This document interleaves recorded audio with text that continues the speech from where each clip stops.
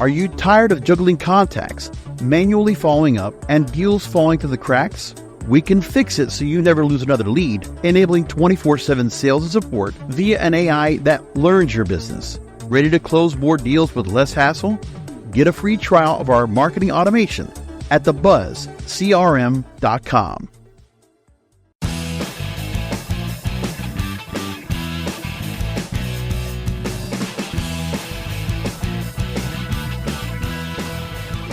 Hello and welcome to SEO 101 on WMR.FM, episode number 482.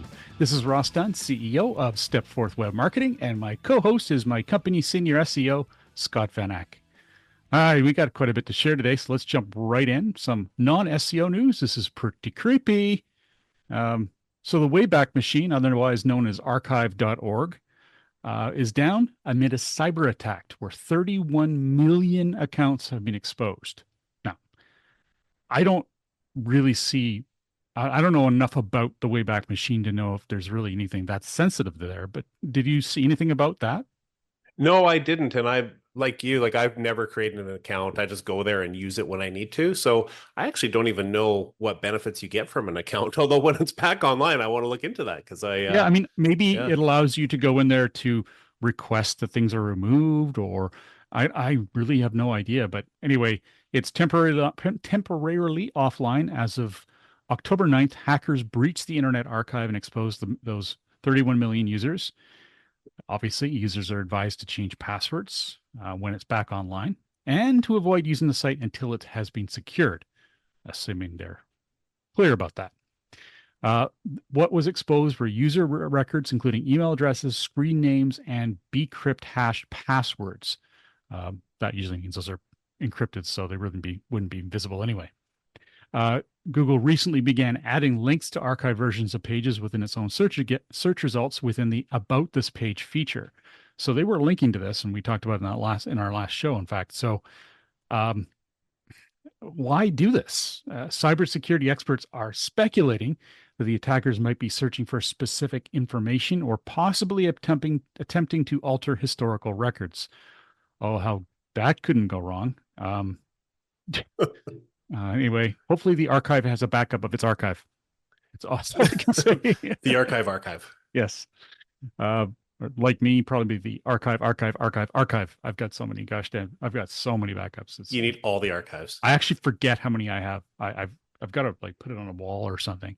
This one's archived from this, and this is from this. When I reset up a computer again, it's insane. I'm like, oh, okay, this one goes here. I have to. It's nuts.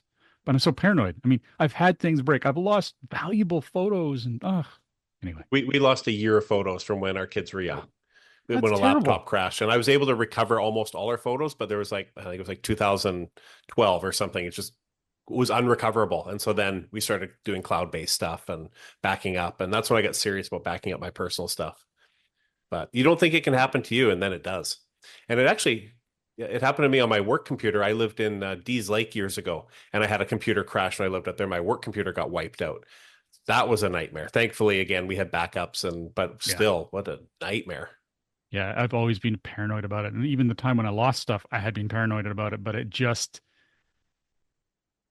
forget exactly what happened, but it was like multiple crash scenario. So now I have so many multiples, it's staggering. Which is problematic by itself. Anyway, back your stuff up, people. We somehow got to that point. Anyway. Archive. Yes. Yeah. All right, what's next here? Yeah, so we don't really talk about pay-per-click because I am definitely not a pay-per-click expert. I certainly was a long time ago, but it's changed a lot in the last 20 years from when I was doing it. Safe to say Ross is the same. So I don't want to go deep into pay-per-click, but this kind of popped up and I thought it might be helpful for some people out there. Google was putting out a notice that as of November 21st of 2024, if you are running local service ads, you will need a matching Google business profile to continue appearing in search results and display to your display your customer reviews with the ads. So this is really important if you are running local service ads. If you're not, it doesn't matter.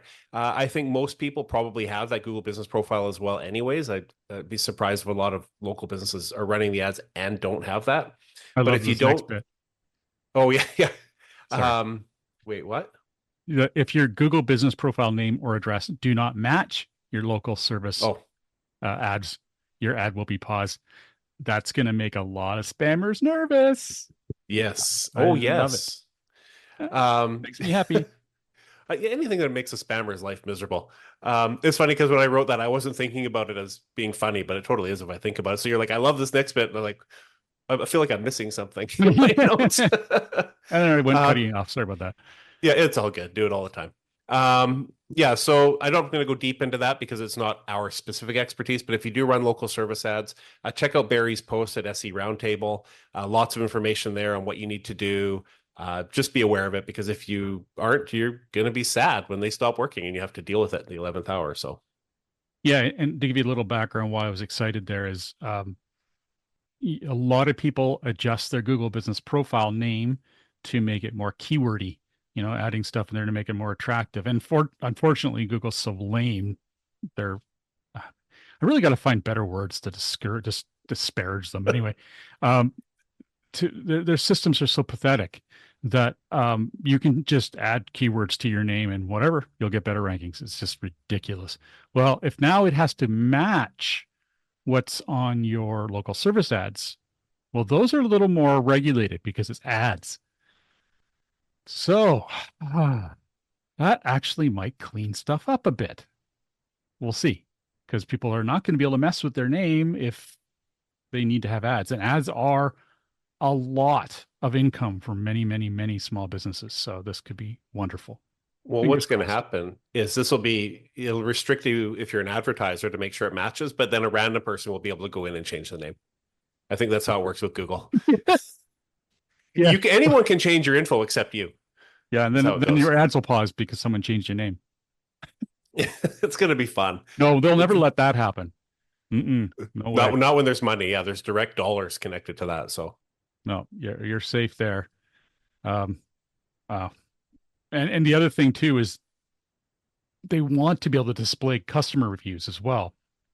Again, and this is a positive thing to ensure that those who are legitimately doing good business, assuming the reviews aren't fake, and we talked about that recently, they're going to get some extra click-through rates. This again becomes an issue for actually a big business generator for reputation management companies who will be going, woohoo! So now if you've got bad reviews and you need some help with that, they're going to be there to help you to try to get those removed or changed. And people will be able, it's just unravel, everything unravels because you can just imagine now people are going to be um, extorting people saying, I'll give you a negative review if you don't do this, and that's going to hurt your ads. And we've been at this too long. yeah, It's all going to fall apart.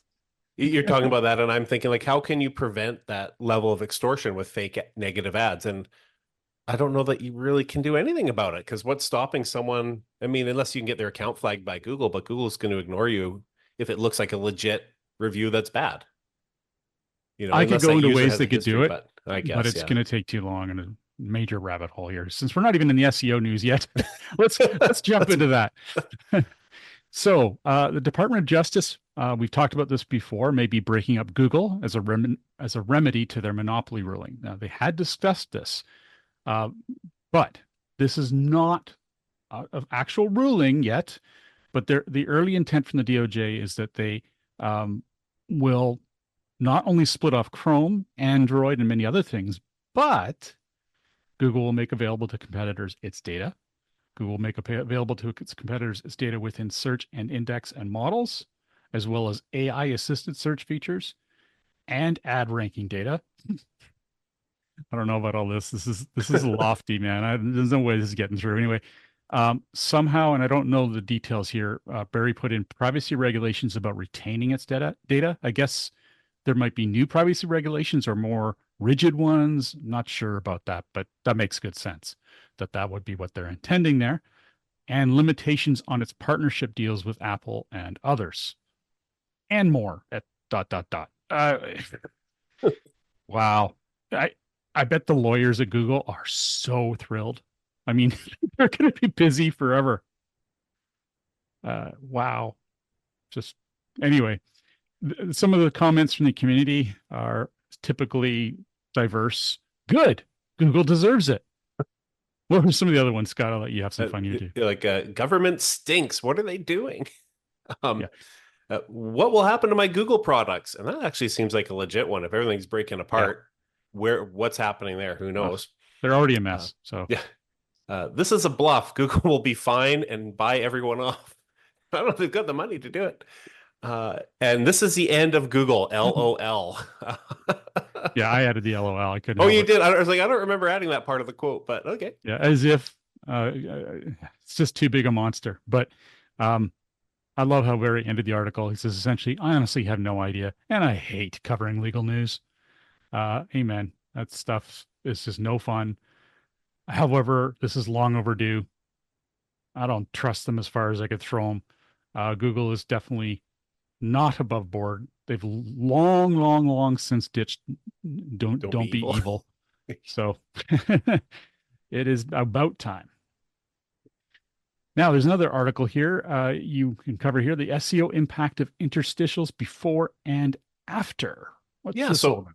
Yeah, so over at Search Engine Land, Anna Crow posted a case study of the impact of interstitials and how they related to one of her clients. First, for you out there, like, what the heck is an interstitial? Essentially, it's a pop-up that contains content, ads, call to action, legal notices, cookie authorization, that sort of thing. Usually they require user interactions to dismiss, and they can take up some or all of your screen. They also like to put the little X to close them in places where you can't find them. So when you're on your phone and you've got fat fingers like me, you can't exit out and then you get mad and then throw your phone. I don't actually throw my phone, but interstitials on mobile can be a nightmare sometimes. Anyways, so when it comes to interstitials, Anna's client used, here were her findings. So against her advice, they launched mobile and desktop pop-up for all US visitors. The client had hoped that the conversions would outweigh the decline in organic results. Well, they were a little bit wrong. So here's what ended up happening. They lost 82% of their desktop organic traffic and 97% of their organic keyword rankings for desktop. For mobile, they lost 97% of their traffic and 96% of their organic rankings. Their website also went from about a 3-second load time to a 13-second load time, which is probably a big reason why a lot of their rankings plummeted there. Brutal. That is just brutal. So the impact recovery efforts have yet to be seen. It's sort of an ongoing situation, so she doesn't have a fix for them at this time. I'm sure removing the interstitial things should go back to how they were, but I guess we'll find out in the future. Maybe by next week, we'll be able to report back on that. She did list a few examples of acceptable interstitials.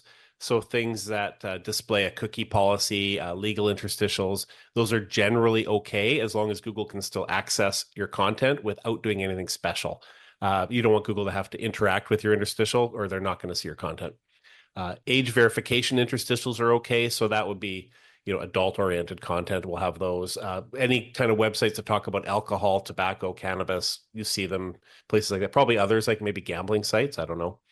And any pop-ups that are time or scroll based. So if you have to scroll a certain amount to see the pop-up or a certain amount of time has to pass, those are generally okay. I appreciate those. If I'm going to have to see them, that's the best kind. Yes. And don't make it like 2 seconds. Yeah. Oh my God, I see that so often. It's just like, oh, what? I just got here. Turns me right off. I'm going somewhere. I'm bye-bye. And I see it on client sites sometimes, and I have to tell them. And I would say it's 70% of the time they don't listen.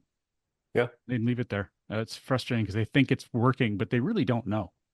And we try to clear it up for them, but unfortunately, it is difficult to clear that up.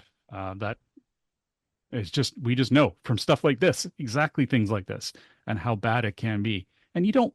How would you like it when you go to a page and where everyone's done this, I'm sure, and you get immediately a pop-up? You're just trying to read the page first. You don't need a pop-up. Yeah. It just makes no sense. What's almost worse though is when you're reading an article. Oh, this is a great article, and it's like, to continue, subscribe. Thanks very much, Washington Post and Wired and whoever else is doing it. And these things, those are the worst, because you're like, oh, I really want to know what this article is, and I can't just go to Google and look at the cache of it, and I can't go to archive.org and look at it because they've been hacked. So you never get the free article that's not supposed to be free. Yeah, well, they got to survive. I get that. I do too. Does suck, I know. but it does. Yeah.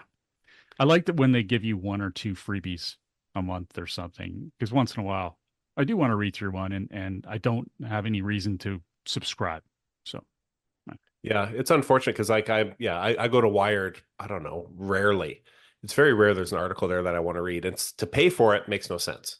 Not for me anyway. So but yeah, this is a good reminder though as well. If you do plan on launching any sort of interstitials on your site, keep a very close eye on your rankings and traffic, because if you lose 97% of your traffic, you're probably not going to be happy. yes. Just guessing there. All right, well, let's take a quick break. When we come back, we're going to talk about some changes in the recipe world that is going to make a lot of angry people. We'll be right back. SEO 101 will be back right after recess. Welcome back to SEO 101 on WMR.FM, hosted by myself, Ross Dunn, CEO of Stepforth Web Marketing, and my company's senior SEO, Scott Van Ack. All right, so I've talked to many people over the years with recipe sites. We have a client that has a recipe site, and it's quite an industry. Lots of money's made. If you ever go to a recipe site, I have to admit, I'm with some of the complainers. They're annoying as hell, usually. Way too many ads. Unfortunately, it comes down to survival. These guys need these ads to make money to survive. So it's hard to blame them. If it's really bad, I have to admit, I'm going to go to my ad blocker browser. I've actually got a browser, and I will use that and just get to the meat of it all, because sometimes it's atrocious. You might not have to anymore. Well, yeah, unfortunately, that's the case. I hate to say that it's a weird thing to say, unfortunately. But anyway, Google is testing a quick view button for recipes. This is going to keep you on Google and keep you from going to their site. So essentially, think of it as like a preview of the recipe, but in this case, this quick view button will show the full recipe. There's enough nuance to instructions and stuff. I can't really imagine how this is going to work, but we'll see, I guess. Sometimes the recipe instructions are extensive, so I guess we'll see. Anyway, this is how it'll work. Essentially, probably not surprising, but when your search brings up recipes, you may find a quick view button placed over related images. Clicking on this brings up a snapshot from the publisher with recipe details without ever sending you to the publisher website. This is a terrible change for food bloggers, but it's awesome for Google users. Now, I'll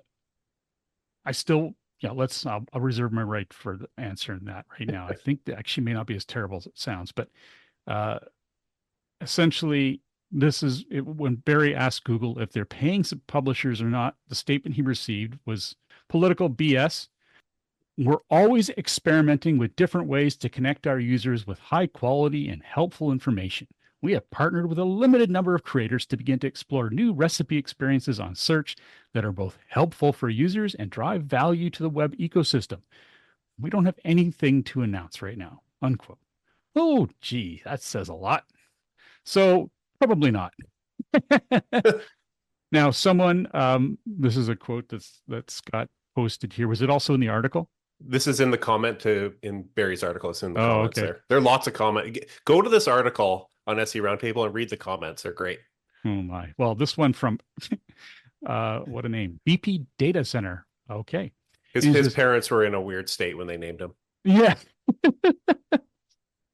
Quote, oh my God, who the F cares? You SEOs literally only care about your stupid clicks and will never understand it is about the searcher, not you and your stupid site buried under 10 paragraphs of SEO word vomit before I can ever get to the effing recipe. Sorry, not sorry. Many thanks to Google for, and this is all caps, listening to literally every meme about how BS recipe blogs are, unquote.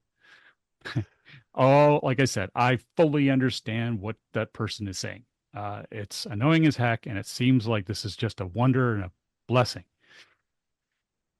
Now, on the surface, from an SEO perspective, this makes no sense because, of course, just from a pure business perspective, I mean, if those recipe sites can't make money, there'll be no recipes for you, buddy. Yep. Sorry, BP, you just won't be getting it. You've got to feed them, right? These people need money. They need some reason to do what they're doing. So that doesn't work. Now, on the flip side, I think positively, this might be good because, like I said, they can only give you the surface level info about a recipe. There's usually a lot of nuance to them. What if you substitute this? What if you substitute that? Yes, there might be some reduction in traffic to sites, but I haven't seen what this is going to look like in the final version. I'm sure there's tests and everything, but the final version, it can't take a whole page is what I'm getting at. It's just going to be a brief glimpse. So people are still going to go to the site to see if there's any other notes. I'm not so sure this will be as bad as it sounds. I hope not. Like you said, we do have the one client who does recipe stuff and his cookbooks, and he's very successful. He's got massive amounts of traffic. So I'm definitely going to be watching him closely to see what happens here. And I'll be curious, like maybe it won't hurt as bad. And like Barry said, ask Google if they'll be paying publishers. Not like, I don't see the day where they pay publishers to do this, but that's kind of cool if they would. Let's be real. Like, every time one of these recipes gets expanded and the other content's avoided, give the publisher, I don't know, some monetary value. I don't know how much money would be fair, but some small amount that keeps them happy, keeps Google happy with the content. I don't know. It would never be enough based on No. compared to how much they could get from all the traffic from those ads. All the loads of those ads. I can't imagine Google ever paying enough to make it worth their while. Let's just hope that, they're not going to overuse AI and make this preview too detailed and actually take traffic away from people. That wouldn't be cool. All right. So AI news. OpenAI is to integrate Search GPT into Chat GPT before 2024 ends. What's this all about? Yeah, so I really wish I could play with Search GPT, but I signed up for the it wasn't really a beta. I think it was just a wait list, and they never let me in. I don't know if it's because I'm Canadian. They just don't like me personally. They probably, that's what it is. Anyways, Search GPT was announced as a temporary prototype when it launched back in July. Now it will be integrated into ChatGPT before the end of the year, according to Varun Shetty, who is OpenAI's head of media partnerships. He mentioned this when he spoke on October 7th at an event for news publishers. He said that OpenAI wants to create an information-dense experience while also creating opportunities for click-through to balance the experience of wanting to find an answer while correctly attributing publishers to drive traffic to their sites. They believe that people want to go further. They want to click through to verify what they're seeing and get a deeper understanding of what's being presented to them. I kind of agree with that a little bit. Like when I'm doing any kind of content generation or I'm asking questions to ChatGPT, sometimes you wonder, like, is this information legit or not? And, to be able to easily fact check it, that'd be great. Shetty had said that publishers will be fairly compensated through significant incremental traffic from new audiences. So compensated in clicks, not in money. Not a surprise there. I'm really curious how this is going to play out. Will they be a competitor? I don't know. Search GPT only has about 10,000 current US users because of this wait list, but they do have over 180 million regular users. In contrast, Google has about 5 billion. For Chat GPT. Sorry. Chat GPT has 180 million users. I should have updated that there. Google has about 5 billion. But if they do a good job with Search GPT and the integration, it could become a real competitor for Google. I mean, they're growing crazy fast. Long ways to go, but I would love to see some really tough Google competition in there. I miss the early days of SEO where we had 8 search engines to get rankings for a client. And, if one failed, it didn't matter because you had 7 more that all had about equal market share. It was great. But, all our eggs are in Google now, and I don't like it. Yeah, and we've spoken not very often, but there are in the past we've spoken about how there are niches, like there's certain search engines which may have different audiences, but none of them are going to compare to the bulk that Google gets. But you should still not dismiss them. Uh, a really off the wall example is things like DuckDuckGo, which are highly um, private.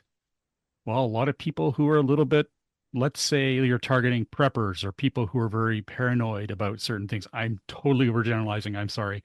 I'm just trying to give a quick example here. Don't hurt me.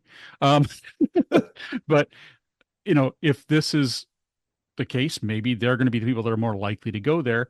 And some people who are also highly private may also have higher incomes. These are all the kind of things you can research and then make your own decisions on. But that does make DuckDuckGo perhaps a more interesting target for you. So you don't forget about the other ones, even if they have a small market share. It's still millions and millions of users instead of billions, but still, it's nothing to sneeze at. So you keep that in mind. All right. You have an update on your friend. This is an update to what you were talking about, I believe, was it last time or I think it was the last episode. I am talking about a friend who was dealing with an expired domain that she let lapse. And I won't go back into the reasons why it lapsed, but it was partially her fault. Well, it was all her fault. Anyways, it expired and it was still kind of in the grace period within 30 days. And I was just talking to her last night or the night before. And I got an update from her and she's not happy. So she had many calls with different people at GoDaddy. They bounced her around to different departments. And at the end of the day, they said it's going to cost $1,500 and likely other fees. How they wouldn't know this, I don't know. Likely other fees as well for her to get her domain back. And keep in mind, it's been less than a month since it's been expired. And I'm pretty sure most registrars can just flip it back. I don't know all the nuts and bolts on how you get an expired domain live again, but my understanding is within the first few weeks, at least, it's pretty easy. They want $1,500. So her response to them, and this is an exact quote, she said, "Go F yourself. I don't need an effing website." And she hung up on them. So she's just going to delete her hosting account and that's it. She's going to rely solely on Facebook. And Ross asked me, well, why not Google Business Profile? I'm like, well, I'm not even going there because she will want my help. And I'm not going to say anything bad about her, but yeah, you don't have the time, right? I mean, it's fair enough. And yeah, we're not going to pay. And when our friends have these issues, it's dear, it's bad enough. We have my parents. I have this. I have to do all this stuff for not Google Business Profile, but oh my gosh. Anyway, yeah. My mom called me one time. This is back years ago. She was still working, and I was her tech guy. Like I'm not even a tech guy, but whatever. She called me from work. She worked at a hotel because her printer stopped working and needed my help. I'm like, Mom, call your boss. They have tech people for this. Like what? And it's a major chain. It's not even like a little one-off hotel. She worked for a major hotel chain. It's like, why are you calling me? Like people will pay people to. It's just, anyways. That I don't know why I went into that, but it felt relevant. So the long story short here is don't let your domain expire, people. Don't let it happen because yeah, and I think we've talked about in the past episode again. I said that a lot today, but anyway, a few ways to prevent this is obviously to lock down your domain so no one can take it. But from an expiration point of view, just if it's an important domain, pay for it for like 10 years.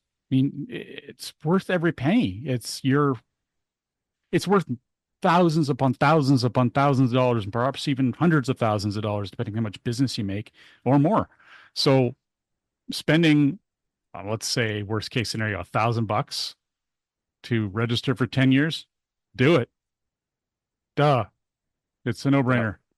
And make sure that you then, if you want to be paranoid, go into your calendar and say 9 years from now. Don't change calendars either. Never change calendars. Exactly. Never change them. No. Maybe get a tattoo that says December 14th, 2034. Check domain status. I don't know. Exactly. Anyways, you'll still get notices once in a while about your domain. You've got to update your records, all that sort of stuff, because you can get in trouble if you don't do that. So, just don't ignore them, because you do get bulletins about all of this stuff, but a lot of us throw it into our spam or into our trash, sometimes automatically, and you're really in trouble then. So yeah, just pay for a long period of time of registration. And don't ignore the emails that come through because things change and you don't want to be behind the 8 ball on that. Well, on behalf of myself, Ross Dunn, CEO of Stepforth Web Marketing, and my company's senior SEO, Scott Van Ack, thank you for joining us today. Remember, we have a show notes newsletter you can sign up for at SEO101radio.com. Don't miss a single link, and you can refresh your memory of a past show at any time. Have a great week, and remember to tune into future episodes, which air every week on WMR.FM. Thanks for listening, everyone.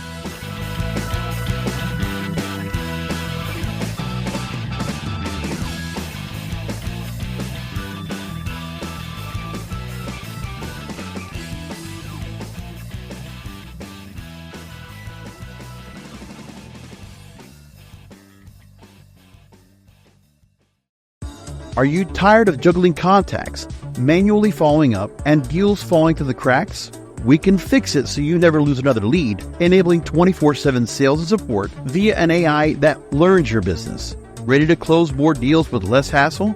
Get a free trial of our marketing automation at thebuzzcrm.com.